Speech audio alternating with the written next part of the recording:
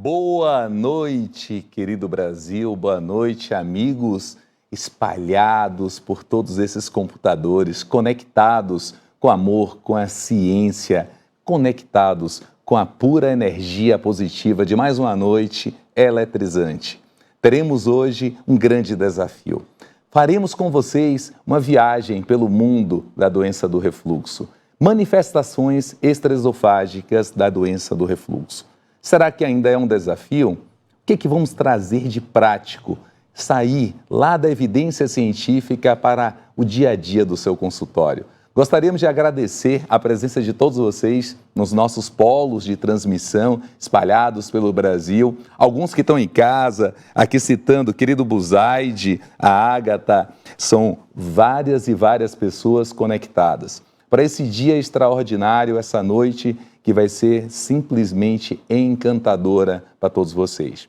Conectados, eu gostaria que vocês pegassem um celular, coloquem desse lado direito, vocês vão colocar buscar a sua câmera, pegar o QR Code, você vai fazer parte desse evento. Você vai trazer para a gente toda essa linha, toda essa sua experiência, sua vivência clínica. E isso, durante o dia de hoje, durante essa noite, nós vamos conectar vocês. Também vai ter o nosso chat. Vocês vão lá, conectem, coloquem suas considerações durante toda a aula, que a gente vai estar aqui. Mais tarde, nós faremos essa interação com todos vocês, tá? A primeira parte, nós teremos uma abordagem ampla com o querido mestre, o professor Ricardo Barbucci, mestre, doutor de todos nós. Ele faz parte do Departamento de Gastroenterologia da USP e amigo da gastroenterologia brasileira, conhecidos por todos nós como o grande mestre da neurofisiologia do tubo digestivo alto. E vocês vão poder se beneficiar com essa viagem por esse mundo, porque daqui a pouco vamos ter uma interação muito importante que vocês vão fazer parte desse grande evento. Um forte abraço, sejam bem-vindos a esse momento especial.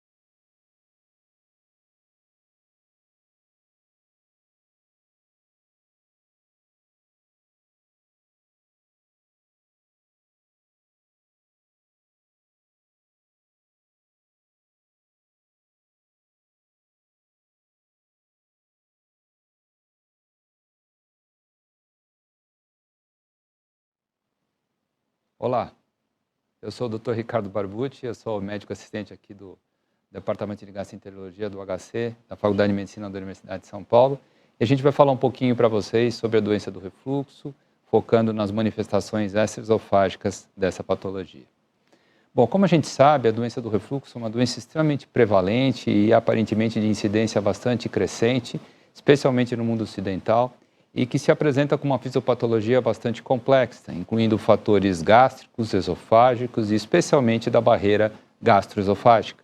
Como a gente sabe, o nosso estômago participa ativamente da fisiopatologia da doença do refluxo, já que primeiro é aqui que são produzidas as substâncias que, ao voltarem para o esôfago e por órgãos próximos ao esôfago, podem promover então irritação ou dano desses órgãos, especialmente o ácido clorídrico e a pepsina, como é de conhecimento dos senhores. Essa capacidade secretora pode variar de paciente para paciente, de etnia para etnia, se existe ou não existe infecção pelo Helicobacter pylori, etc., mas tende a ser constante na grande maioria dos pacientes. O estômago ainda participa de forma ativa na fisiopatologia da doença do refluxo, já que toda vez que o nosso estômago tem um esvaziamento lentificado ou quando ele fica muito cheio, a distensão do fundo gástrico é uma coisa que se acompanha de relaxamento do esfíncter inferior do esôfago, promovendo o refluxo. Além disso, o estômago dilatado por muito tempo, distendendo-se o antro gástrico, também é de conhecimento dos senhores que nós temos mecanorreceptores na célula G e essa distensão aumenta a gastrina, o que promove então uma hiperacidez. O esôfago, sem dúvida, é o nosso player mais importante nessa história toda e também participa da fisiopatologia das doenças que o acometem de várias maneiras. Primeiro, dificultando a passagem do conteúdo do estômago para o esôfago através da sua entrada oblíqua no diafragma. A presença de esôfago intraabdominal é extremamente importante como um método de evitar criar-se diferença de pressão entre o abdômen e o tórax, mas a motilidade esofágica parece ser talvez a coisa mais importante relacionada com o dano desse órgão. Então, especialmente a peristalse primária e especialmente ainda a secundária são extremamente importantes para defender esse esôfago do material que volta para ele. O esôfago ainda recebe a saliva, outro fator extremamente importante na fisiopatologia da doença do refluxo, já que uma vez havendo refluxo, a saliva pode tamponar esse ácido e ainda exercer um efeito mecânico sobre esse material refluído, empurrando esse ácido de volta para o estômago quando a gente deglute. Mas, sem dúvida, o nosso player mais importante é a barreira esôfago-gástrica. E essa barreira, como os senhores sabem, é extremamente relevante a participação do esfíncter inferior do esôfago, que também pode ser dividido em esfíncter inferior próprio do esôfago e esfíncter externo esofágico. Esse esfíncter externo é representado pelas fibras do pilar direito do diafragma e recebe extremamente importância na fisiopatologia da doença do refluxo, especialmente quando há aumento da pressão intraabdominal, contraindo-se então o diafragma, aumentando a pressão do esfíncter e impedindo que o refluxo aconteça. O esfíncter próprio do esôfago é o mecanismo fisiopatológico mais importante, especialmente o relaxamento transitório desse esfíncter, relaxamento esse que ocorre na ausência então de deglutição e que representa o mecanismo fisiopatológico mais importante, especialmente na doença do refluxo mais branda, que representa a grande maioria dos nossos pacientes com doença do refluxo gastroesofágico. A hipotensão desse esfíncter também aparentemente é importante, mas sua participação está diretamente relacionada com manifestações mais graves, nas esofagites mais intensas, no esôfago de Barrett e normalmente se acompanha também do outro fator de risco importante, que é a presença de hérnia de hiato. Importante a gente dizer que não é todo paciente com refluxo que tem hérnia de hiato e nem é todo paciente que tem hérnia de hiato que vai ter refluxo, mas a presença de hérnia de hiato, sem dúvida, representa um fator para refluxo de risco bastante importante e normalmente se relaciona com manifestações mais graves dessa doença. Todos esses fatores podem fazer então com que o material do estômago volte para o esôfago e danifique esse esôfago. Esse dano pode ser maior ou pode ser menor, na dependência basicamente de 3 fatores extremamente importantes. Primeiro, quanto volta de ácido para esse esôfago. Segundo fator extremamente importante é quanto tempo esse ácido fica em contato com a mucosa esofágica. E o terceiro fator de relevância é a resistência desse esôfago material refluído. Todos esses fatores são constantes e, portanto, a apresentação da doença do refluxo tende a ser também constante, como a gente vai ver nos slides que se seguem. Essas variáveis vão dizer se o nosso esôfago vai ser mais ou menos inflamado, mais ou menos danificado pelo refluxo que acontece. Entretanto, existe uma diferença grande entre a lesão esofágica e a sintomatologia que essa lesão provoca. Quando a gente fala em sintomas relacionados com a doença do refluxo, é importante também que a gente mencione a participação da microbiota esofágica na fisiopatologia das lesões esofágicas e da sensibilidade que esse esôfago vai apresentar. Cada vez mais se discute a importância do microbioma na fisiopatologia dessa doença. A sensibilidade esofágica, o que vai dizer se essa lesão esofágica que nós temos vai gerar muito ou vai gerar pouca sintomatologia para os nossos pacientes. É importante que a gente saiba que essa sensibilidade esofágica, ela é parcialmente, geneticamente determinada. Existem expressões de receptores para dor em terminações nervosas aferentes que têm sua densidade geneticamente determinada. Especialmente os receptores de TRPV1 e TRPA1 são extremamente importantes como condutores da dor para as terminações nervosas aferentes. Além disso, essa sensibilidade é determinada também pelo tipo de inflamação encontrada nas camadas mais profundas do esôfago e pelo tipo, então, de citocinas liberadas por essas células inflamatórias, que tem relação, então, também com a microbiota esofágica. Essa sensibilidade é que vai dizer, então, se a gente vai ter mais ou menos sintomas. E, na verdade, quando a gente fala de intensidade e frequência dos sintomas, a sensibilidade esofágica é muito mais importante do que o material que volta para o esôfago e agride o esôfago, do que a agressão esofágica. Essa diferença entre sensibilidade e lesão esofágica faz com que não haja relação entre a intensidade da esofagite e a frequência e intensidade dos sintomas. É possível os senhores terem esofagites graves sem qualquer tipo de sintoma e é possível ter muitos sintomas sem qualquer lesão evidente da mucosa esofágica. Essas variáveis, então, tempo de ácido que o ácido fica em contato, quantidade de ácido, resistência do esôfago ao ácido, faz com que a gente acabe tendo, e sensibilidade esofágica, faz com que a gente tenha diferentes fenótipos da doença do refluxo, que passam então para a doença do refluxo mais grave, onde a gente tem uma lesão da mucosa esofágica bastante nítida, como as esofagites C e D e o esôfago de Barrett, passando por uma situação em que a gente tem menos lesão esofágica e começa a aumentar a sensibilidade esofágica como gênese dos sintomas, uma situação em que eu não tenho lesão esofágica nenhuma e tenho muita sensibilidade esofágica, uma situação que eu tenho menos lesão ainda e mais sensibilidade, e até uma situação que eu tenho basicamente só sensibilidade esofágica e não tenho quase nenhuma participação do material agressivo sobre o esôfago, de uma maneira geral.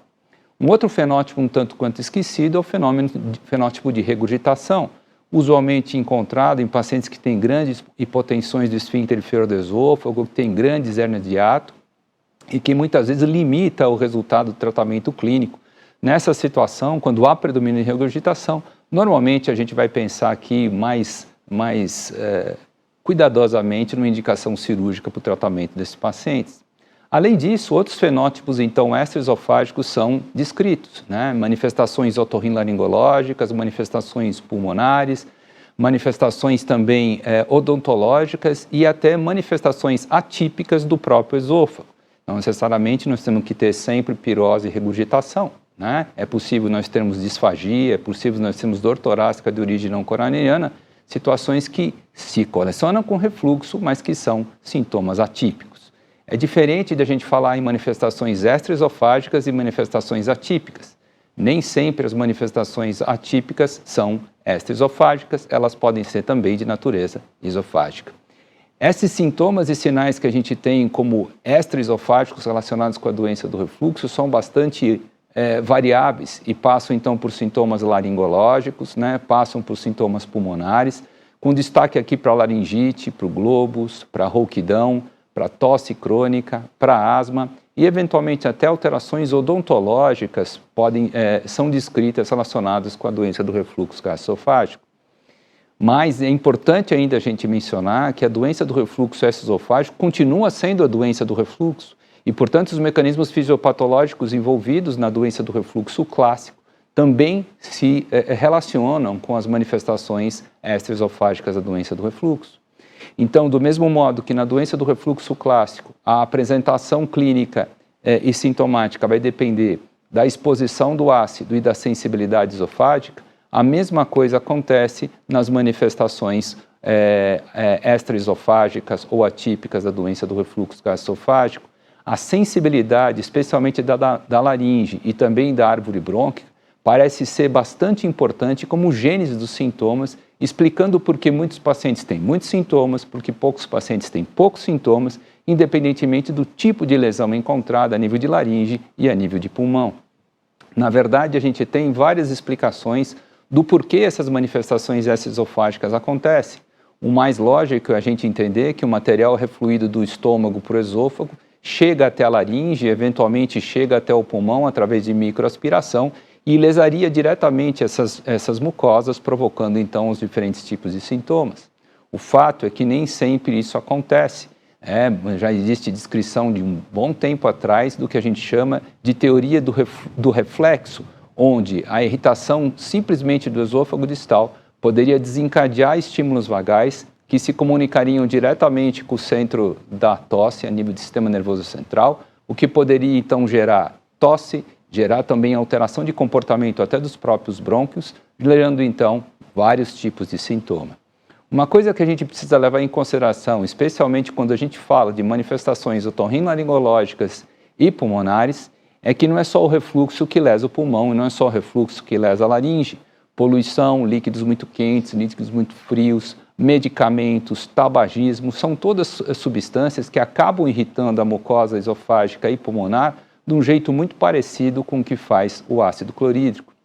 Importante a gente mencionar também que alterações motoras do esôfago são extremamente importantes como diagnóstico diferencial das manifestações extraesofágicas da doença do refluxo. Se vocês imaginem, por exemplo, se a gente tem um paciente que tem um retardo de esvaziamento esofágico, se isso ocorre, o acúmulo de alimentos e de líquidos no esôfago pode fazer com que a gente tenha o que a gente chama de refluxo esôfago-esofágico, que é diferente da doença do refluxo gastroesofágico, que tem um tratamento também completamente diferente da doença do refluxo clássico. O que é mais importante? O contato direto do material refluído com a mucosa otorrinolaringológica ou pulmonar ou o fenômeno do reflexo, né? Tudo leva a crer que esse reflexo esôfago-brônquio parece ser o mecanismo fisiopatológico mais importante.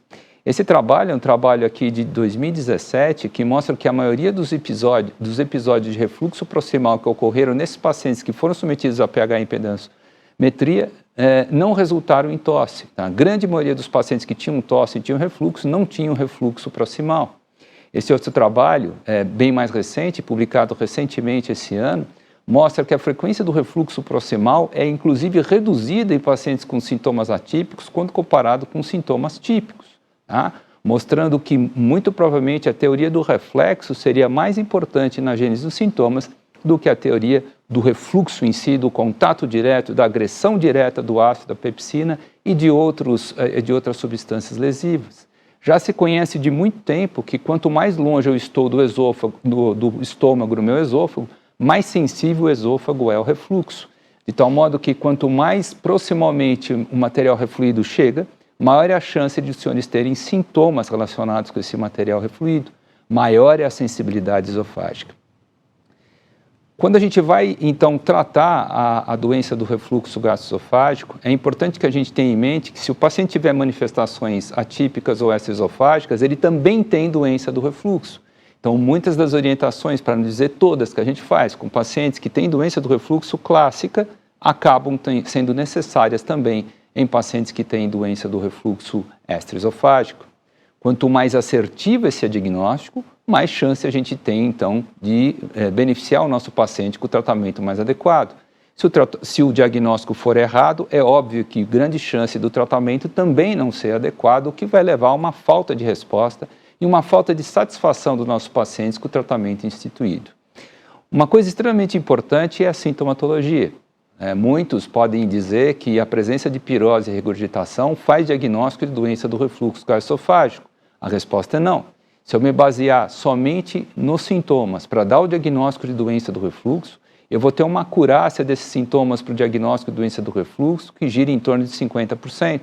Portanto, cada 10 pacientes que chegam no consultório que tem pirose e regurgitação, que eu digo que tem refluxo, sem fazer nenhum outro exame, sem tratar nunca, eu vou errar o diagnóstico em metade desses pacientes, e esses pacientes com o diagnóstico errado acabam respondendo mal ao tratamento instituído. E se isso acontece com as manifestações clássicas, pior ainda com as manifestações atípicas ou extraesofágicas. Essas manifestações como rouquidão, tosse, globo, pigarro, etc., são situações presentes numa série de doenças além da doença do refluxo gastroesofágico. Portanto, a presença delas não garante em nada o diagnóstico assertivo de doença do refluxo gastroesofágico, né? Além disso, quando a gente considera especialmente, por exemplo, a dor torácica de origem não coronariana, o diagnóstico diferencial é ainda mais importante, incluindo até doenças musculoesqueléticas, pancreáticas e até vasculares. Importante a gente mencionar que dor torácica pode se relacionar com várias situações de risco de vida, né? Falando-se do infarto, da angina, do TEP, né? E eventualmente até de doenças infecciosas mais graves.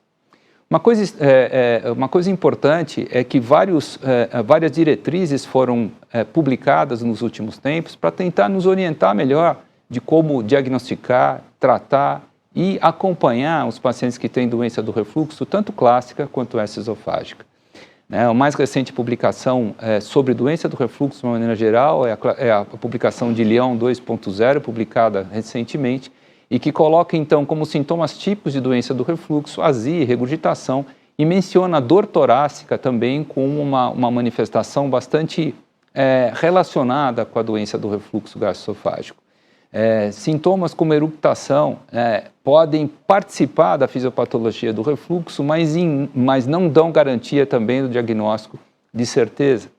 Ainda mais se a gente considerar, então, manifestações atípicas, essa relação com o diagnóstico de certeza é ainda menor e o nosso cuidado com o diagnóstico precisa ser ainda maior para que ele seja mais assertivo. Além dessa parte de sintomatologia, a gente passa, então, para uma análise direta da mucosa esofágica, que é feita através da endoscopia digestiva alta. Como já mencionei para vocês, a lesão esofágica pode variar muito de paciente para paciente, mas quando eu estudo pacientes com pirose, somente 30% desses pacientes vão ter alguma alteração endoscópica. 70% dos pacientes com manifestação típica têm endoscopia normal. E desses pacientes que têm endoscopia normal, quando são submetidos a um exame pH métrico, a gente vai ver que 50% vai ter doença do refluxo não erosivo e os outros 50% vão se dividir em pirose funcional e hipersensibilidade esofágica ao refluxo, situações que respondem menos ao tratamento com antissecretores. Dos pacientes que têm doença do refluxo com alteração endoscópica, a grande maioria vai ter esofagites brandas. É só uma minoria dos pacientes que têm doença do refluxo que vão se apresentar para a gente com doença do refluxo mais grave, com esofagite C e D e, eventualmente, com esôfago de Barrett. Se a positividade da endoscopia é pequena em pacientes que têm manifestações típicas, é de se esperar que seja ainda pior em pacientes que têm manifestações extraesofágicas ou atípicas. E é verdade. Se só 30% dos pacientes que têm manifestações clássicas têm alteração endoscópica, menos de 20% dos pacientes com manifestações atípicas vão ter alteração da endoscopia, o que faz, inclusive, que alguns grupos levantem a pergunta se, de fato, por que a gente ainda pede endoscopia em quem não tem manifestação clássica da doença ou quem tem manifestação extraesofágica ou atípica da doença do refluxo? É uma boa pergunta, porque a chance dessa endoscopia vir alterada é realmente muito pequena. A resposta é que a endoscopia nos ajuda a afastar outras doenças esofágicas, especialmente se há disfagia. Cada vez mais, a biópsia do esôfago pode nos auxiliar no diagnóstico diferencial da esofagite eosinofílica e também as biópsias do esôfago nos ajudam a dar um diagnóstico mais assertivo de doença do refluxo, se a gente levar várias variáveis em consideração, como, por exemplo, hiperplasia da camada basal, eosinófilos, aumento do espaço intercelular, etc. Se todos esses fatores forem considerados, todos os fatores, as considerações de Ismail-Beige e mais o aumento do espaço intercelular, é possível nós fazermos um diagnóstico assertivo de doença do refluxo através das biópsias de uma maneira bastante eficaz. Outra coisa que é extremamente importante e muitas vezes negligenciada por grande parte dos clínicos é a necessidade do estudo motor do esôfago, do funcionamento esofágico. Isso não só é um fator que pode explicar por que determinados pacientes têm doença do refluxo mais grave se tiverem uma motilidade, por exemplo, alterada do corpo esofágico. É o clássico, por exemplo, em pacientes com esclerodermia, doença mista, síndrome de Sjögren, e que tem uma peristalse alterada desse esôfago, então o material que volta permanece em contato com o esôfago um tempo muito mais prolongado, lesando mais o esôfago. E também o esofagograma nos permite fazer o diagnóstico diferencial com alterações motoras mais graves esofágicas que retardam esse vazamento esofágico e podem permitir, então, o que a gente mencionou anteriormente, que é o refluxo esôfago-esofágico, e que pode levar a manifestações exatamente iguais à da doença do refluxo clássica, mas que tem um tratamento completamente diverso. A gente passa, então, por necessidade de a gente ter um diagnóstico um pouco mais assertivo, e o estudo pH métrico do esôfago parece ser a resposta que nos aproxima cada vez mais um diagnóstico de certeza, ou seja, de um método de avaliação gold standard para isso, que a gente sabe não existe, mas é o melhor que a gente tem no momento. Especialmente a impedância ou pH-metria é bastante importante no diagnóstico e condução desses pacientes. Importante a gente dizer que alguns diagnósticos diferenciais da doença do refluxo não conseguem ser feitos com a pH-metria tradicional, mesmo que o paciente não esteja tomando antissecretor na realização da pH-metria. Situações como síndrome da ruminação, como eructação supragástrica, não conseguem ser identificados pela pH-metria e podem ser, sim, feito o diagnóstico através da impedância e pegametria. Outra coisa que cada vez mais se valoriza, né, o tal do refluxo misto, líquido e gasoso, na fisiopatologia, especialmente em manifestações respiratórias otorrinolaringológicas, coisa que também a pegametria tradicional não nos permite conseguir. Uma coisa que a gente pode fazer em pacientes que têm suspeita de doença do refluxo gastroesofágico é também o famoso teste terapêutico. Esse teste terapêutico consiste, então, em a gente dar um inibidor de bulbo de prótons, normalmente em dose dobrada, e ver qual é a resposta dos nossos pacientes a esse teste. Se houver uma resposta favorável, a gente pode considerar o paciente como tendo doença do refluxo, seja com manifestação clássica ou atípica, ou não. Esses testes são passíveis de várias críticas. Primeiro, é importante que a gente considere o que é uma resposta ao tratamento com antissecretor. O que eu busco? Eu busco uma melhora completa dos sintomas do meu paciente, eu busco uma melhora de 50%, de 70%. Por quanto tempo esse teste deve ser instituído? Será que todos os pacientes respondem da mesma maneira ao teste ou não? E se eu fizer o diagnóstico errado de doença do refluxo, eu posso carimbar o meu paciente como tendo uma doença crônica que não tem cura e, eventualmente, fazer com que esses pacientes virem usuários de antissecretor sem haver qualquer necessidade para isso. Então, o que Lyon propõe para a gente é que a gente faça o tratamento empírico antissecretor em pacientes que têm sintomas clássicos da doença e que não tenham manifestações de alarme dessa doença e que, no caso aqui no nosso meio, tenham idade inferior a 40 anos de idade. Nessa situação, a gente pode fazer o tratamento, o teste terapêutico e, posteriormente, eventualmente, realizar a endoscopia ou não. Se o teste terapêutico for feito, a endoscopia pode ser feita ao mesmo tempo ou depois do teste terapêutico, mas se for feita depois, a gente tem que levar em consideração que a utilização de antissecretores pode alterar o resultado da endoscopia. Então, o ideal é que a gente faça a endoscopia sem tratamento antissecretor prévio ou por no mínimo 2 semanas a 4 semanas sem qualquer tipo de antissecreção ácida, né?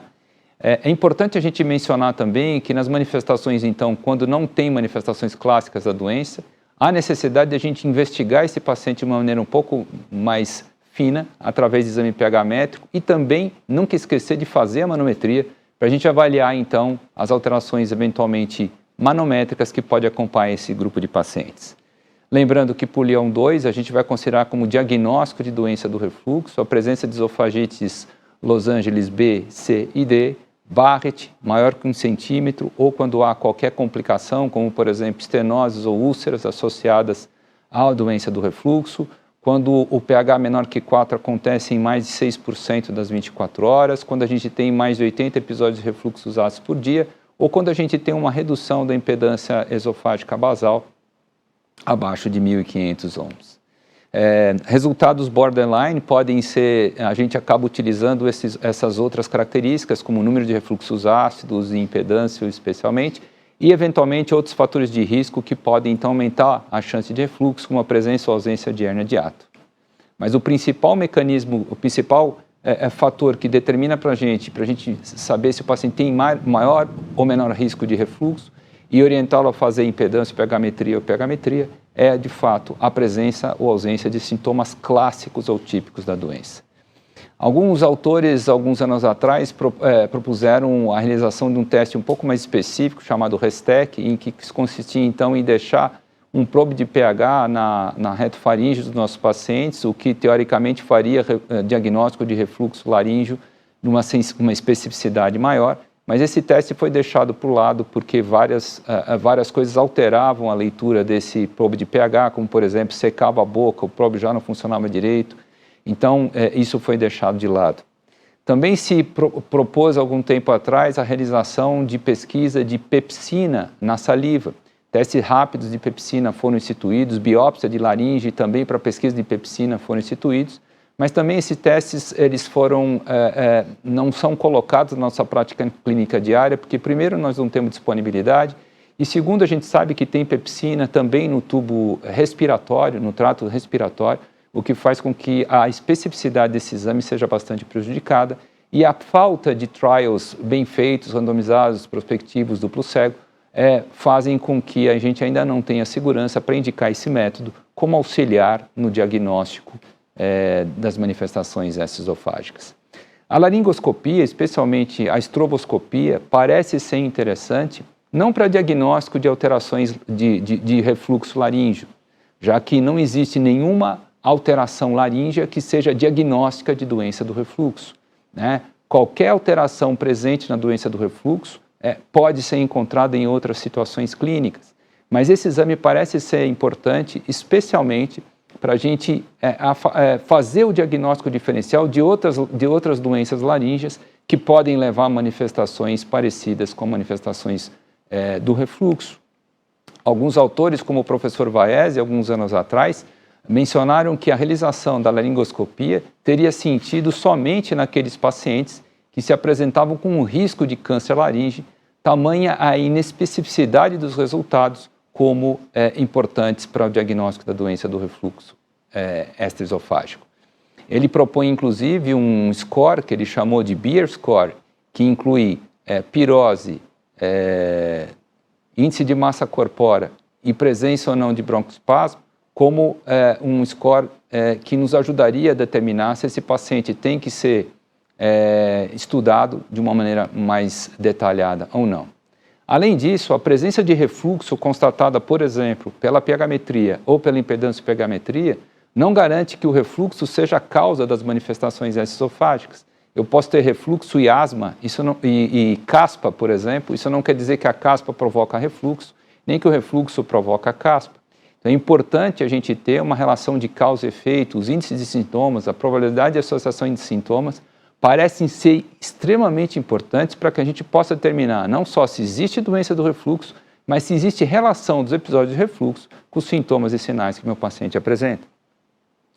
Recentemente, um guideline publicado pelo AGA foi publicado e esse guideline nos diz o seguinte: em pacientes com suspeita com manifestações extraesofágicas de doença do refluxo, a gente vai considerar se esse paciente tem ou não tem sintomas clássicos da doença. Se não tiver sintomas clássicos, a gente vai considerar, primeiro, uma avaliação mais detalhada otorrinolaringológica, pulmonar, respiratória e eventualmente alérgica. Se encontrar alguma coisa relacionada com isso, essa manifestação deve ser tratada pelo otorrino, pelo pneumologista ou pelo alergista. Caso contrário, não havendo qualquer outra doença que explique os sintomas do paciente, esse paciente passaria para a realização de uma endoscopia, especialmente se for um paciente acima de 50 anos e tiver um índice de massa corpórea alterado. Se ele tiver, então, endoscopia com esofagite erosiva B, C ou D, Barrett, estenose, etc., é um paciente que a gente vai tratar de acordo com o resultado dessa endoscopia. Caso contrário, na endoscopia negativa, que é o que a gente vai encontrar na grande maioria dos pacientes, a indicação é que se faça um estudo pH métrico de longo prazo. No caso aqui, como eu não tenho certeza se o paciente tem ou não tem doença do refluxo, se faz o exame pH métrico, o impedância pH métrico de preferência, sem uso de antissecretor. Havendo resultado negativo, a gente vai tratar essas, eventualmente, manifestações funcionais que possam levar a esses sintomas. Caso tenha resultado positivo, a gente vai tratar esse paciente como tendo refluxo. Se o paciente não responder, a gente vai tratar, considerar outros tipos de tratamento, além dos antissecretores, por exemplo, moduladores da sensibilidade esofágica. E se caso o paciente não responda e haja evidência de que é um refluxo de fato refratário, a gente pode considerar eventualmente o tratamento cirúrgico, já que a grande maioria dos pacientes com refluxo refratário aqui vão ser pacientes que apresentam refluxo de natureza não ácida, situação que a gente tem bastante limite para o tratamento clínico. No caso de pacientes, então, que têm manifestações clássicas associadas às extraesofágicas, se permite um tratamento empírico inicialmente com inibidor de bomba de prótons em doses dobradas por um período de 8 a 12 semanas, onde a gente então vai reavaliar a sintomatologia. Se esses pacientes melhorarem, eu continuo com o tratamento como se fosse doença do refluxo, tentando reduzir a dose após um período de 3 a 6 meses, ou então eu passo para uma investigação mais detalhada através de endoscopia e estudo pH métrico se não houver uma resposta adequada ao tratamento proposto, ao tratamento instituído. O ACD também, o ano passado, publicou uns guidelines sobre doença do refluxo e no caso das manifestações esofágicas, as orientações são muito parecidas com essas que a gente mostrou nos slides anteriores. O que a gente faz então para tratar esses pacientes com manifestações esofágicas? Lembrando, esses pacientes têm manifestações esofágicas de doença do refluxo e, portanto, o tratamento é também o tratamento de doença do refluxo e que envolve reduzir o material que agride essa mucosa respiratória, laríngea ou mesmo esofágica, se a gente acreditar na teoria do reflexo, e também interferir diretamente sobre a sensibilidade do esôfago e de órgãos próximos ao esôfago, especialmente laringe e brônquios, no intuito de tentar melhorar a sintomatologia, como a gente mencionou no início da nossa apresentação. Então, a perda de peso, medidas comportamentais e dietéticas de uma maneira geral, parar de fumar, tratar doenças alérgicas que eventualmente possam exacerbar a sensibilidade laríngea e pulmonar.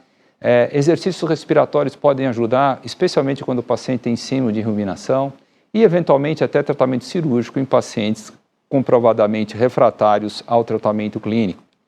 O tratamento clínico ele se baseia especialmente na antissecreção, através do uso especialmente de inibidores de bomba de prótons. Lembrando que a doença do refluxo é uma doença crônica, que não tem cura, e que muitas vezes há necessidade do tratamento crônico dos nossos pacientes com inibição ácida. E se a gente tiver alguma coisa para usar cronicamente, o perfil de segurança desses medicamentos deve ser considerado. E para uso crônico aqui, sem dúvida, os inibidores de bomba de prótons têm um padrão de segurança muito superior aos inibidores competitivos dos canais de potássio, uma experiência de 40 anos comparado com uma experiência de 6 anos, além, é claro, de várias alterações secundárias ao uso de antissecretores em doses muito elevadas, como, por exemplo, a hipergastrenemia e o supercrescimento bacteriano de intestino delgado. Além disso, substâncias que protegem a mucosa esofágica eventualmente podem ser utilizadas e até fitoterapia. O uso de bloqueadores H2 associados ao inibidor de bomba de prótons pode ter sentido em pacientes com escape ácido noturno. O uso de procinéticos associados aos IBPs não trazem qualquer tipo de melhora de resposta ao tratamento somente com antissecretor e tem sentido essa associação somente quando há gastroparesia ou dispepsia funcional associada ao refluxo. E por último, o uso de neuromoduladores, eles interferem diretamente na sensibilidade e também podem interferir no funcionamento do esfíncter inferior do esôfago, como por exemplo o uso do baclofen, que além de ser uma droga que melhora a sensibilidade, também interfere no relaxamento transitório do esfíncter inferior do esôfago. Essas substâncias são classicamente associadas aos inibidores de bomba de prótons, especialmente os GABAérgicos ganham muita importância na nossa prática clínica diária, seja a gabapentina, seja a pregabalina, e é importante que a gente tenha em mente que normalmente são necessárias doses um pouco mais altas dos GABAérgicos para que a gente atinja o resultado clínico desejado. Os tricíclicos novamente têm sentido, lembrando que aqui o efeito colinérgico pode levar a uma hipossalivação e eventualmente pode prejudicar algumas doenças laríngeas, então isso a gente tem que levar em consideração. Outros neuromoduladores, antidepressivos, estabilizadores de humor e eventualmente até antipiléticos podem ser usados também no tratamento de manifestações clássicas e não clássicas da doença do refluxo gastroesofágico. No caso da tosse crônica, ainda os opioides podem ter algum sentido como inibidores da frequência da tosse e também como tratamento da hipersensibilidade brônquica à tosse. Medicamentos como codeína, por exemplo, podem ser utilizados, lembrando dos efeitos sedativos e dos efeitos sobre a função intestinal. Concluindo então, o teste padrão ouro para o diagnóstico de doença do refluxo esofágico permanece indefinido. A laringoscopia e a endoscopia têm baixo valor preditivo para diagnosticar de refluxo, como causa dos sintomas laríngeos ou pulmonares. O monitoramento ambulatorial da impedância, através de impedância e pH-metria, também é limitado, aqui o tal do RESTEC que a gente falou para vocês, e novos testes biomarcadores precisam de mais ensaios controlados, como a pepsina na saliva, para que sejam recomendados. O tratamento inicial gastrointestinal se baseia no uso de IBPs, com frequência associados a neuromoduladores para que a gente possa inibir o fator de ataque e controlar a sensibilidade visceral. A cirurgia é recomendada apenas em casos selecionados, especialmente nos fenômenos de regurgitação e refluxo de natureza não ácida, e novas terapias com foco na hipersensibilidade neuronal, estão em pleno desenvolvimento e muito provavelmente no futuro a gente vai já de primeira associar IBP e neuromodulador, especialmente nos casos mais antigos e mais crônicos e que já foram submetidos ao tratamento com antissecretor com resposta parcial. Muito obrigado pela atenção dos senhores. Vamos passar daqui a pouco para o caso clínico, vocês têm um videozinho agora. Grande abraço. No tratamento das lesões ácido-relacionadas, conte com uma opção que proporciona tecnologia, rapidez de ação e alívio duradouro no controle da acidez gástrica. Iniloc. Iniloc é o pantoprazol magnésico com a exclusiva tecnologia Selected Release System que reveste o comprimido com 2 camadas, uma interna e uma externa. A função da primeira camada é permitir que o ativo passe intacto pelo esôfago e pelo estômago. Assim, a segunda camada é dissolvida no duodeno, principal local de absorção. 1000 vezes menos solúvel versus pantoprazol sódico. Dessa forma, Iniloc proporciona uma absorção linear e gradual, portanto mais previsível e controlada. Essa característica, somada à ligação da molécula à cisteína interna em relação à bomba protônica, garante ao paciente rápido início de ação. Ação por até 24 horas. Efeito prolongado, atingindo altos níveis de alívio sintomático. Taxa de cura superior ao pantoprazol sódico. Cicatrização em 4 semanas. O conjunto único de benefícios de Iniloc garante resultados que atendem às expectativas de pacientes e especialistas. Esse resultado só é possível com a combinação da tecnologia de Iniloc com o diferencial do pantoprazol magnésico, que traz eficácia com um alto nível de segurança. A grande novidade é que agora os pacientes podem ter um tratamento pleno com uma única compra. O novo Iniloc 90 garante um tratamento completo para DRGE e lesões ácido-dependentes. Essa novidade oferece ainda mais comodidade e economia para os pacientes, pois se trata da opção mais acessível do mercado. Iniloc. Tecnologia, rapidez de ação e alívio duradouro no controle da acidez gástrica.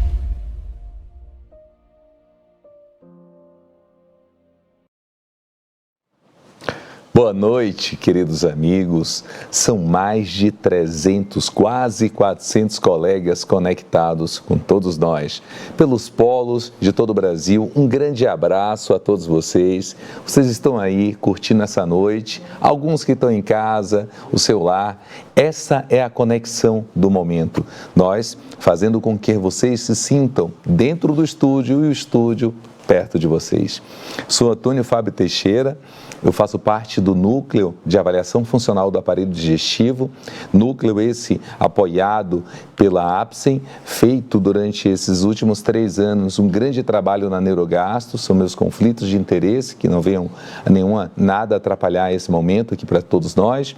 Gostaria que vocês colocassem a câmera para poder pegar esse QR Code, que é o nosso canal da Neurogastro. Aquele que não nos acompanha ainda, todo esse material desenvolvido por esse arsenal de professores que nos apoia, junto com o departamento científico, o departamento médico da APSEM e o NAFAD, está lá compartilhando com vocês a qualquer momento para vocês poderem fazer essa Neurogastro Flict.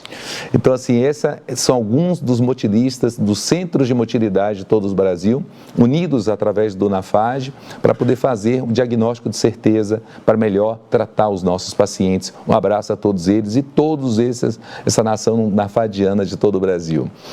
Vamos falar um pouco para vocês hoje de um caso clínico rotineiro da nossa prática médica. Veio a 2022 ao consultório LSM masculino, 40 anos, procedente lá da amada Feira de Santana, cor branca, IMC de 34, era um empresário estressado, veio com a tosse seca há cerca de 10 semanas, querido Barbucci. A apresentação estava uma apresentação diária, principalmente à noite. Logo depois do almoço, Vitório, piorava muito também.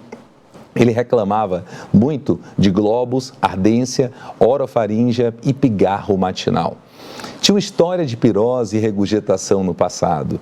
Isso é interessante, que o paciente vem com uma história de hipertensão, utilizando condazertona de 16 miligramas, dislipidemia com rosuvastatina de 20 miligramas, um aparente transtorno de ansiedade, utilizando esse citalopram de 10 miligramas e relatavam a compulsão alimentar e não aderia a nada de dieta, Vitório. Então, esse é um paciente que estava utilizando o clopidogrel por uma suspeita de AIT, que não foi tão bem confirmada, mas estava se utilizando. Falava que ele tinha episódios esporádicos de regurgitação e eructação, principalmente aos finais de semana. Ele estava em uso esporádico de omeprazol manipulado aos finais de semana e passou a piorar o quadro de ansiedade devido a muito estresse durante esse período. Nas últimas semanas, fazendo uso do clonazepam de 25 miligramas sublingual. Foi feita a avaliação otorrino para a gente poder ganhar tempo, não encontrou nada, raio-x de face, tomografia, e encontrou apenas uma leve suspeita de rinite. Então, assim, muitos dos pacientes que vêm para a gente realmente vêm com um aspecto sugestivo da doença do refluxo. Isso a gente vai abordar daqui a pouco, como a gente pode melhorar esse conhecimento, essa interface com o nosso colega otorrino. E ele vinha em uso de corticosteroide tópico e antialérgicos. Ele é um paciente que veio da pneumologia, fez espirometria, tomografia de tórax e não encontrou absolutamente nada. Esse é um paciente que fez uma endoscopia em 2018, meus amigos. Tinha uma hérnia de hiato por deslizamento e ele tinha uma esofagite erosiva grau A. Em 2020, uma hérnia de hiato com a gastrite erosiva com tratamento para H. pylori, já que foi positivo. Um teste de hidrogênio para lactose negativo e tinha um ultrassom com esteatose hepática grau 2. Então, frente a isso, diante do apresentado, nós vamos trazer para vocês uma pergunta para utilizar aquele QR Code das nossas perguntas, tá?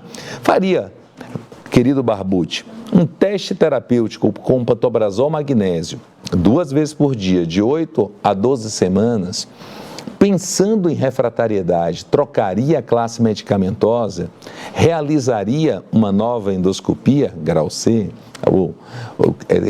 a pergunta C, realizaria um estudo complementar para esse com manometria e você faria ali, volta um pouquinho, ou você faria um retorno ao otorrino e ao pneumo, falaria, ele não tem nada da doença do refluxo. Colegas, votem enquanto a gente está podendo captar um pouco da informação de cada um de vocês. Os colegas, querido Barbucci, estão votando na primeira pergunta, estão na quarta, está subindo a quarta, isso, maravilha, está algo flutuante. Considere um pouquinho, o que você acha, querido Barbucci? Seja bem-vindo a esse debate. Olá, Fábio. Eu acho que a gente não tem certeza que esses pacientes têm doença do refluxo, né? Ele não tem sintomas típicos no momento, apesar de ele ser um paciente de risco para refluxo, ele tem hernia de hiato, ele tem um IMC elevado, mas eu não tenho certeza se ele tem ou não tem doença do refluxo. Então, eu partiria para uma investigação um pouco mais detalhada, uma endoscopia, eventualmente, e um estudo pH métrico, manométrico, até radiológico, né, nesse caso. Te trago daqui a pouco para a nossa observação. Então, disso daí, meu querido, nós temos a resposta, pessoal, já aqui conosco? Calminha, não, só voltar aqui. Ok. Aqui agora, nós temos 42 colegas que votaram na A, 39 colegas que votaram na... Isso, empatou. Maravilha, empate técnico. Vamos voltar para a nossa apresentação. Então, assim, foi empate técnico entre a nova endoscopia e o teste terapêutico. Os nossos colegas prestaram muita atenção na sua apresentação, meu querido Barbucci. Então, foi feita uma endoscopia para esse paciente, no qual evidenciou uma irregularidade da TEG, uma irregularidade discreta, tinha uma projeção menor do que 1 centímetro, tinha uma hérnia de hiato por deslizamento incipiente, uma gastrite antral atrófica leve, o H. pylori foi negativo. Para esse paciente, nós podemos afirmar que ele tem doença do refluxo? ou ainda não? Não posso concluir. Ou ele não tem doença do refluxo? Quero a opinião de vocês dois e dos colegas. Votem para que nós possamos fazer essa observação. O que você acha, Barbucci, hoje do que está a avançar do diagnóstico de certeza, enquanto isso? O diagnóstico de certeza aqui é o conjunto da obra. Como toda doença, a gente vai partir pela anamnese, se é compatível ou não. O exame físico, a gente acaba dando pouca importância, mas ele é relevante para a gente tentar fazer o diagnóstico diferencial com diferentes coisas. Uma coisa é você fazer um paciente, você pode pegar um paciente, por exemplo, com tosse e ver que ele está com derrame pleural. Isso é diferente, já aconteceu na minha vida. Paciente que tem, por exemplo, pneumotórax, pode ter dor torácica, você vai fazer diagnóstico no exame físico. E depois disso, né, a endoscopia, eventualmente as biópsias do esôfago, impedância, pegametria, manometria, estudo radiológico, quer dizer, o conjunto da obra que nos permite dar um diagnóstico mais assertivo e até a resposta ao tratamento instituído. Se eu trato o paciente responde, teoricamente, sugere que eu estou no caminho certo. Querido Barbucci, aproveitando aqui, nós estamos com o nosso colega Alziomar Moraes.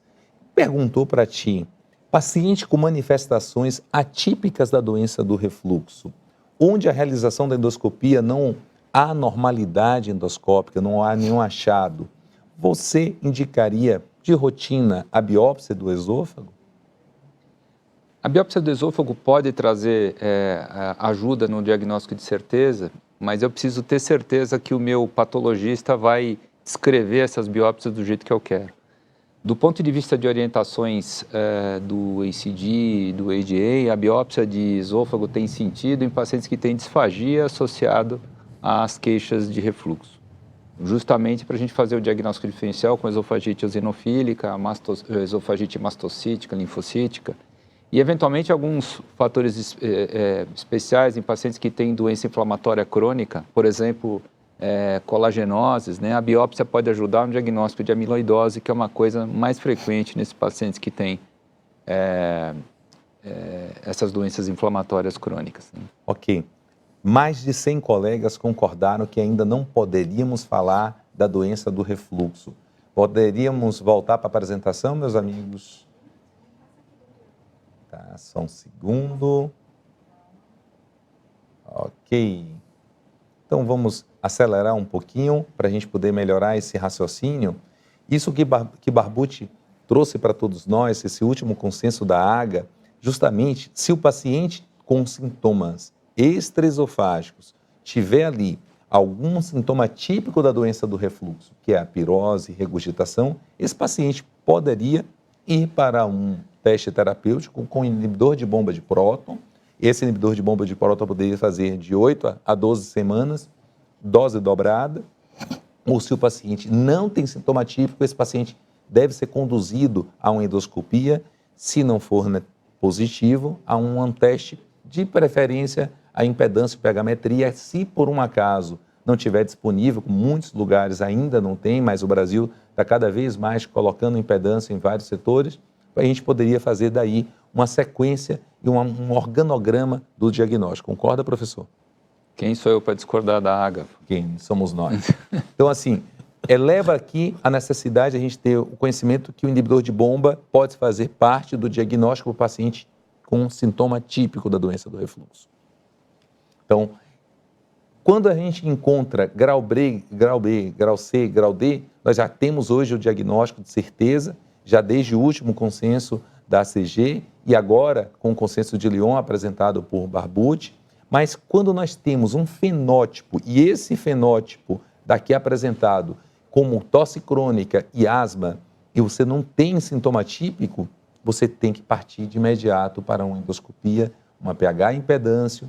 Se o paciente estiver fora do Brasil ou tiver acesso, poderia esse paciente também fazer uso da cápsula endoscópica, que poderia ter esse acesso. Mas, infelizmente, não é nosso meio ainda, não é nossa realidade.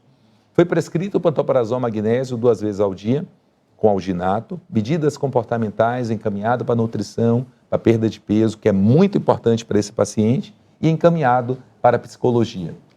Esse paciente, então, qual é o elemento, Vitório, que eu gostaria de ti para sustentar? Quais características que nós poderíamos sustentar o uso do pantoprazol magnésio e que essas características fortaleceriam a escolha dessa droga para o tratamento desse paciente? Bom, eu entendo que o pantoprazol magnésico é um dos IBPs e ele cobre, na verdade, todas essas alternativas. Então, você tem, apesar de ser todos da mesma classe medicamentosa, mas você tem algumas características do pantoprazol magnésio que o diferenciam bastante. Por exemplo, a cobertura dos escapes noturnos. Um outro exemplo bastante significativo e muito interessante na prática clínica é a baixíssima interação medicamentosa. Ele, quando comparado ao sódico, ele tem uma absorção muito mais lenta, o que faz com que ele tenha um tempo de ação maior. Então, essas são algumas características que são muito marcadas no pantoprazol magnésico. Barbucci, na sua opinião, o que diferencia o pantoprazol magnésio dos demais? Eu acho que é isso que o Vitório falou, né? Eu acho que é basicamente isso, a gente ter um medicamento que a gente tem confiança que a resposta é preditiva, né? Eu vou ter também um metabolismo pelo citocromo P450 menos importante, pelo menos comparados, por exemplo, com o omeprazol, com o nasoprazol, que me dá uma previsão melhor do que eu vou ter de resultado clínico, então isso também ajuda, né? Diferentemente do omeprazol, quando a gente tem metabolizadores rápidos ou ultra rápidos, eu vou ter uma ação reduzida, e no caso dos metabolizadores lentos, uma ação melhorada, né? No pantoprazol a gente tem uma previsibilidade maior. Mas o que eu acho realmente melhor e que diferencia isso é a absorção mais lenta, que permite então que a minha vida plasmática seja um pouco mais estendida, e isso garante que as bombas que não foram bloqueadas inicialmente possam ser bloqueadas depois, né? E isso permite também uma maior facilidade posológica. Se o paciente esquecer de tomar um medicamento, por exemplo, algum tempo antes da refeição, né, ele pode ainda ter o efeito do medicamento, mesmo que ele tenha sido tomado um pouco mais tardiamente. Então, perfeito. E ele tem uma outra característica também, que é a ligação numa cisteína em particular, é que ela é muito profunda na célula. Isso faz com que os agentes redutores que podem eventualmente deslocar essa ligação do IBP com a cisteína, eles não tenham acesso a essa cisteína particular do magnésico. Isso faz com que ele realmente mantenha o tempo de bloqueio até a ressíntese de uma nova bomba de próton. Perfeito, perfeito. Voltemos para as nossas perguntas, só para a gente poder voltar a ilustrar. Cerca de 25 dos nossos colegas voltaram a nascer, mas vamos voltar para a nossa apresentação. O que é interessante é que todos esses elementos, pelo que foi relatado por vocês, segurança, origem, custo-efetividade, que hoje você tem a origem de uma boa fábrica associada à custo-efetividade, bases farmacocinéticas como elaborado e experiência clínica. Eu acho que isso aí é muito importante para todos nós. O paciente retorna, meus amigos, após um ano, ele relatou a melhora após o início do tratamento, porém, com abandono das medicações após 2 meses, ele relatava ampirose e eructações diárias, com a piora principalmente da tosse na fase noturna, e perdeu a qualidade de vida. Então, nesse momento, qual seria a sua próxima conduta? Pensaria aí uma refratariedade ao IBP e trocaria por um PQEB? Pensaria na hipersensibilidade à tosse e encaminharia a um pneumologista? Realizaria uma nova endoscopia? Realizaria um estudo complementar com manometria e pH-metria? Realizaria um estudo complementar com manometria e impedância? Votem conosco, gostaríamos de saber a sua opinião para a gente poder começar as observações, que é algo muito importante. Você falou um ponto importante, querido Barbucci, que é a observação esofágica. Como nós podemos observar com testes fisiológicos o esôfago? Eu acho que isso é muito importante para todos nós. e um conceito do que é o refratário, o que é o paciente não respondedor. O que hoje é importante para todos nós, um paciente como esse, que abandonou um tratamento, retorna, pode ser chamado de refratário? Primeiro que existem basicamente 3 tipos de refratariedade, né? Perfeito. Mas para eu falar em doença do refluxo refratário, eu preciso ter certeza que o paciente tem refluxo e que foi tratado e não respondeu porque o refluxo não está tratado, né? Isso é refratariedade ao refluxo. Se o paciente tem sintomas sugestivos de refluxo, mas eu não tenho certeza se ele tem ou não tem refluxo, e eu trato esse paciente e ele não responde, ele pode ter até sintomas de refluxo refratário, mas não necessariamente doença do refluxo refratário, né? Então é importante que a gente tenha certeza em onde a gente está pisando. Então vamos lá, vamos voltar para a nossa apresentação. 49 dos nossos colegas votaram na impedância, ouviram muito bem sua aula e escolheram a impedância pH-metria para monitorar esse esôfago. O que Barbucci falou foi algo pertinente. Se o paciente já tem o diagnóstico de certeza da doença do refluxo, a gente vai fazer uma monitorização para esse paciente em vigência do IBP. Porém, se no passado o paciente não teve o diagnóstico, vai fazer um exame, um teste de monitorização, se você tiver impedância, melhor. Caso não tenha a pH-metria, sem uso do IBP. Realizou a manometria esofágica, para aqueles que ainda não têm o hábito de poder convencional, de poder avaliar. Temos 2 faixas, a faixa superior é o esfíncter esofagiano superior, a faixa de baixo é a junção esôfago-gástrica, e nós temos essa parte mediana, que é a contratilidade. Essa manometria mostra que está com contratilidade preservada e que não está tendo nenhuma obstrução à passagem do fluxo.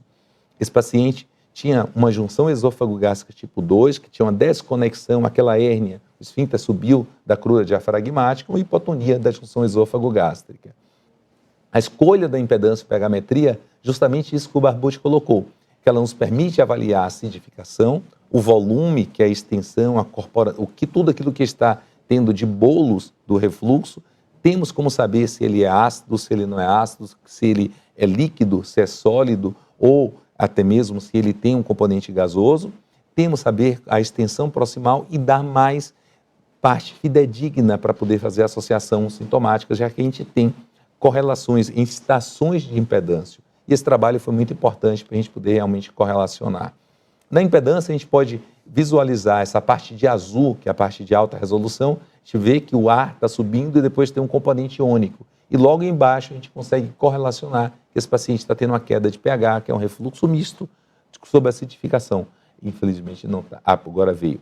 Agora, caiu o pH-metria, então o paciente teve um refluxo gasoso, com refluxo iônico, com a queda de pH. Isso fez com que o paciente tenha um diagnóstico de um refluxo misto. Maravilhoso quando a gente tem, então, a partir de aí, para esse paciente, também uma correlação sintomática. Esse paciente tem um refluxo, está subindo até a parte proximal e não tem uma queda de pH, correlacionando com um quadro de tosse. Outro também evento que aconteceu, na impedância, para a gente poder andar um pouco mais rápido, Barbucci, nós encontramos um refluxo gastroesofágico ácido patológico biposicional, com tempo de exposição ácida acima de 6. Então, nós temos já um diagnóstico de certeza da doença do refluxo, que é a parte principal da observação. Ao longo de toda essa história de monitorização, é onde a gente realmente tem um entendimento que mais causa impacto na resolução ou na resposta terapêutica do nosso paciente. Temos também um aumento do número total de refluxo, uma baixa da impedância, como você apresentou, são dados adicionais para esse caso. Nós temos, logo abaixo, meus amigos, uma correspondência sintomática, tanto para a pirose quanto para a tosse, mas principalmente uma forte correlação sintomática para a tosse. Então, quando a gente olha esse novo consenso de Lyon, e eu gostaria da sua observação, o ponto mais importante, além da acrescentar esofagite erosiva grau B, o que poderia impactar na vida nossa, do dia a dia, daquele que está atendendo o consultório espalhado pelo Brasil? Um ponto importante que você tem observado. Eu acho que é a valorização também dos fatores de risco para refluxo como parte na ajuda do diagnóstico, né? Independentemente até da realização de exame pH métrico, por exemplo, a presença de hérnia de hiato, né? A presença de sintomas típicos, São coisas que... E até Lyon também coloca a dor torácica como um sintoma bastante sugestivo de doença do refluxo. Se associado, inclusive, às manifestações clássicas, a gente pode também ajudar a dar um diagnóstico mais assertivo. A valorização cada vez maior da impedância de mucosa, que fez, então, até com que se desenvolvesse aparelhos especialmente voltados para medir essa impedância de mucosa, né, e fazer o diagnóstico diferencial entre doença do refluxo e outras doenças que baixam a impedância, como, por exemplo, a esofagite eosinofílica, né, deixando menos necessária, por exemplo, a necessidade de biópsias esofágicas para essa avaliação. Eu acho que basicamente isso, eu acho que é o mais importante. E aqui também, de novo, a valorização das biópsias, dos critérios de Ismail-Beige e da dilatação intercelular, né, como uma ajuda também no diagnóstico mais assertivo. Então, volta a histologia a ser mencionada. O que nós temos, eu acho que melhor, é o conclusivo, que é a doença do refluxo, o que é conclusivo, o que não é doença do refluxo, e o paciente não precisa ficar em uso de inibição ácida prolongada, do inibidor de bomba de forma prolongada, e o paciente que está na fase borderline. E esse paciente que está na fase borderline, você pode adicionar fatores, como esofagite erosiva grau A, com tempo de exposição entre 4 e 6, e aí você vai trazer também uma impedância basal noturna associada ao número de refluxos. Vamos adiantar um pouco? Na sua experiência clínica, quais condutas você utilizaria no suporte terapêutico desse paciente? Medidas higienodietéticas e psicológicas, meta na perda de peso e apoio emocional. Usaria o pantoprazol magnésio 2 vezes ao dia por 8 semanas, mantendo 40 miligramas em jejum até a reavaliação médica. Utilizaria o tratamento com a famotidina, alginato, corticoides, inalatórios e neuromoduladores, todas as anteriores, KD, ou apostaria que só a supressão ácida seria a resolução desse caso? Já vou aproveitar enquanto está todo mundo votando. Vitório, nosso querido Paulo Perazzo, lá da Bahia, mandou perguntar para você qual a característica do pantoprazol magnésio que fortalece a utilização fora do jejum também, que nos dá essa segurança da gente poder estar utilizando. Bom, é que isso é uma questão da própria molécula, que a alimentação, ela não inibe a absorção do pantoprazol. Ou seja, a biodisponibilidade é a mesma com jejum e sem jejum. A única diferença é que você tem uma protelação da absorção, ou seja, ela fica até um pouco mais lenta, mas ela vai ser absorvida o quanto em jejum ou sem jejum, ou seja, 77% de disponibilidade, biodisponibilidade. Aquele paciente que está utilizando principalmente hormônio tireoidiano, você pode não utilizar de manhã cedo, utilizar antes do almoço ou antes do jantar. Você faria isso? Olha, sinceramente, os trabalhos que tem de associação de antissecretor com hormônio tireoidiano não mostram diferença de você usar antes ou depois o inibidor. Vai ter interação na absorção da levotiroxina de qualquer forma, e quanto maior a inibição ácida, maior a interação. O que a gente tem que fazer é corrigir a dose da levotiroxina e depois começar o tratamento. Perfeito. Vamos adiantar, meus amados? Já estamos vencendo o nosso tempo. Todos estão nos nossos polos com fome, estão lá doidos para começar o jantar. Então, assim, essa foi uma medida que foi importante para todos nós, onde toda a associação terapêutica, eu acho que, como você falou, na verdade é você construir um modelo. Não existe um tratamento único para todo paciente.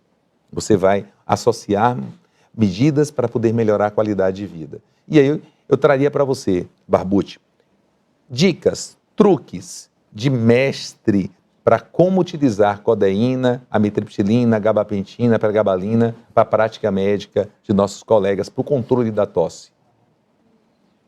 Depende muito do paciente, né? Do estado do paciente e de outras coisas que o paciente possa apresentar. Por exemplo, se o paciente tem histórico de diarreia, né, eu posso pensar na codeína ou do amitriptilina como opção interessante. Se ele está mais magro, eu posso pensar na amitriptilina primeiro. Se o paciente não dorme, eu vou pensar na amitriptilina, eventualmente nos GABAérgicos, como a pregabalina, vai muito bem. Então, sono, para controle do sono, amitriptilina você utiliza bem para esse paciente? Amitriptilina e gabapentina, pregabalina. Esses daí também tem um efeito ansiolítico que, por exemplo, a codeína não tem, né? Perfeito. A codeína é um medicamento que também pode dar um pouco de náusea, dá muita constipação, talvez até mais do que dá a amitriptilina. Então é uma coisa para a gente pensar também, porque esses pacientes vão ter que usar cronicamente isso eventualmente. Então eu preciso pensar na segurança do uso desses medicamentos a longo prazo. E ali, realmente a codeína cai um pouquinho e ganha mais espaço, tanto os gabaérgicos como a amitriptilina e eventualmente até o baclofeno.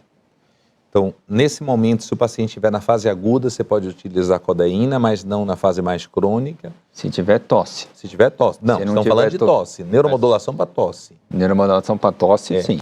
Porque se não tiver tosse, for rouquidão, for globos, etc., pronto, já cai um pouco Não teria utilização. Não teria indicação. Entre pregabalina e gabapentina, qual a sua escolha? Pregabalina. Pregabalina. Tá. Você gostaria dela para você poder dosar e fazer de forma progressiva? Na experiência e facilidade posológica, maior apresentação, né? Assim, a apresentação é muito mais variável. Né? Pessoalmente, eu tenho essa mesma opinião que ti. Que a pregabalina faz com que nós tenhamos a possibilidade de elevar gradativamente a dose e o paciente ter menos efeito adverso. Então, vamos mudar rapidinho?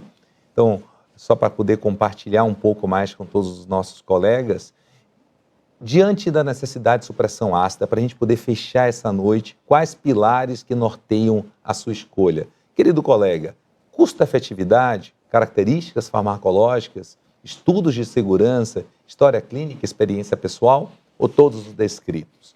Gostaríamos de ter a sua opinião. Enquanto isso, eu gostaria assim, de agradecer a todos vocês que estão em casa, todos vocês que estão dentro dos polos, que realmente foi uma noite extraordinária. É aquilo que a gente poderia passar a noite aqui batendo papo, conversando de forma leve, e a gente conseguiria virar realmente. Pena que tem um jogo do Palmeiras daqui a pouco. Ele fica aqui meio angustiado, doido para poder sair, mas não, ainda tem um pouquinho mais de tempo. Nossos colegas estão pedindo ali para a gente. Vamos ver, temos aqui 23 colegas. Todos estão apostando mais na última. Deixa-me ver só no último chat. Pode virar.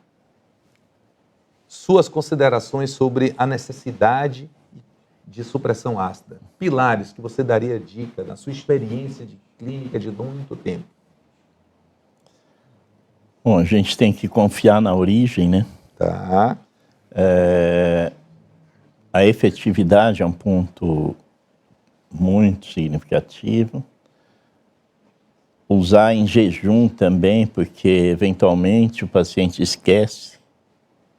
E o contexto, né? Dependendo de onde você está atendendo, custo-efetividade também tem muita importância. O que você faria para nossos colegas, querido? Podem votar, quem puder.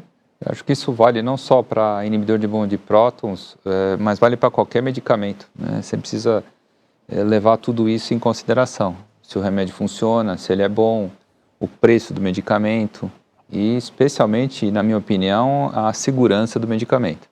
Medicamento muito eficaz, mas que tem muito efeito colateral, é uma coisa que, especialmente a longo prazo, a gente não vai utilizar. E quando a gente fala de doença do refluxo, nós estamos falando de uma doença sem cura, uma doença crônica, e que muitas vezes a necessidade de tratamento também ser crônico, eventualmente farmacológico. E aí o perfil de segurança é extremamente importante para a gente levar em consideração de qual opção escolher. Só para a gente poder fechar a última pergunta, o grande mestre Jofre Filho, a gente não poderia deixar de responder. O amado Jofre, um forte abraço a essa nação de Goiás. Temos aqui amigos de todo o Brasil, a querida Vera, o Medeiros lá do Recife, mas o professor Jofre traz para você, Barbucci, nos casos de sintomas orofaríngeos, em que concluímos não haver doença do refluxo, e se o devolvemos para o otorrino, há algum estudo avaliando o desfecho desses pacientes após retornar ao otorrino? Boa pergunta, mestre. Eu não me lembro de ter visto, não. Eu também não. Eu não sei nem se eu retornaria para o otorrino. Eu acho que se eu tivesse alguma dificuldade, eu conversaria mais com o pessoal de dor mesmo e de neuromodulação. Talvez um neurologista fosse mais importante do que o otorrino nessa situação. Talvez essa seja a mensagem para essa noite, para a gente poder fechar, que a doença do refluxo tem todos esses fenótipos apresentados pelo querido Barbucci, que não é um grupo só, que nós temos que debruçar, estudar, para a gente poder avançar. E tratar a doença do refluxo é o verdadeiro estado da arte, no qual nós temos que ter em mente que não é só inibição ácida, mas sim cofatores, mas que o médico, dentro da sua associação, dentro do seu raciocínio, tem que ter algo fundamental, o diagnóstico de certeza, principalmente para definir condutas, desde a suspeita da doença do refluxo refratária, até caracterização de fenótipos, mas principalmente para definir tratamento. Aquele paciente que precisa de cirurgia tem que ter um diagnóstico de certeza. E nosso paciente evoluiu maravilhosamente bem, porém está aumentando o peso. A história dele, ele está caminhando para um tratamento de cirurgia do bypass com a equipe multidisciplinar. E nossa mensagem para todos vocês é que a medicina de precisão não pode deixar de ter a medicina de atenção. O que nós fizemos aqui hoje foi compartilhar um pouco da experiência, um pouco da vivência científica, mas a alta tecnologia jamais pode deixar o contato humano. Então, para todos vocês que estão em casa, para todos vocês que estão nos nossos polos, nós gostaríamos de agradecer que cada um possa escolher o paciente ideal para poder fazer o tratamento mais correto, mais assertivo. Não é isso? Querido Barbucci, gostaria de deixar suas considerações para todos nós, para todos os nossos amigos. Só agradecer a oportunidade de estar aqui essa noite com vocês, agradecer o convite e foi um grande prazer. Espero que tenham aproveitado. Eu com certeza aprendi também um pouco. Querido Vitório. Bom, agradecer a presença de todos aqui e entendemos que a doença do refluxo gastroesofágico ela é bastante complexa. Então, nós temos que ter uma visão sobranceira sobre o que realmente está acontecendo com o paciente quando ele não tem uma resposta boa. Então, queridos amigos, boa noite. Muita gratidão a todos vocês que estiverem em casa, os que estão nos polos. Aproveitem a noite, interajam entre vocês, compartilhem e vivenciem esse mundo maravilhoso da neurogastroenterologia. Forte abraço, nos veremos em breve. Não é isso, querido Barbucci, querido mestre? Vamos estar juntos. Um forte abraço.